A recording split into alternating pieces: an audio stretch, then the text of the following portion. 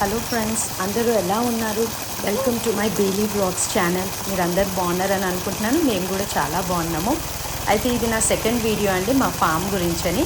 Last వీడియోలో bore వేసాము, water వచ్చాయా లేదని చెప్పాలనుకున్నాము. సో సెకండ్ వీడియోలో వాటర్ వచ్చాయని హ్యాపీగా మీతో షేర్ చేసుకోవాలని నేను ఈ వీడియో పెడుతున్నాను. మాకు లాస్ట్ టూ బోర్స్లో మాకు వాటర్ రాలేవండి. ఈ థర్డ్ బోర్లను వాటర్ వచ్చాయి. ఇది మేము జియాలజిస్ట్ని పిలిపించి మేము పాయింట్ లొకేషన్ చేయించుకొని బోర్ వేసాము. సో 40 ఫీట్లోనే మాకు వాటర్ వచ్చాయి, కానీ మేము అప్ టు 550 600 వరకు వేయించాము.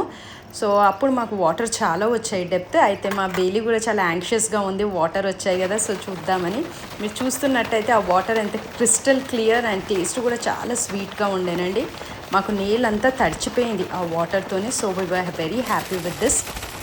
సో మేము ఈ వాటర్తో డ్రిప్ ఇరిగేషన్ చేసి గార్డెన్ పెట్టాలని అనుకుంటున్నామండి. సో గార్డెనింగ్కి ఇంత వాటర్ మనకి సరిపోతుందంట. వరి పొలానికి అయితే సరిపోదు, కానీ గార్డెనింగ్కి సరిపోతుంది.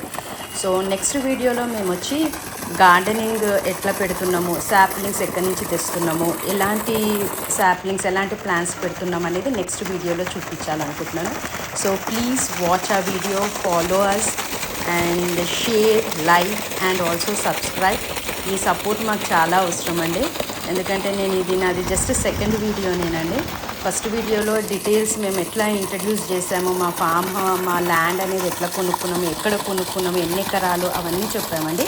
ఇది వచ్చి నా సెకండ్ వీడియో ఫామ్ హౌస్ గురించి. సో దీనికి వచ్చేసి మేము పొలము బోర్ వేయించాము కదా, దీని డీటెయిల్స్ పెట్టాను. థర్డ్ వీడియోలో వచ్చి గార్డెనింగ్, శాప్లింగ్స్, ఎలాంటి మొక్కలు పెట్టుకున్నాము, 5 లేయర్స్ది పెట్టాలని అనుకుంటున్నాం. సో దాని డీటెయిల్స్ అని నెక్స్ట్ వీడియోలో చెప్తాం. So please watch, like and subscribe. Thank you.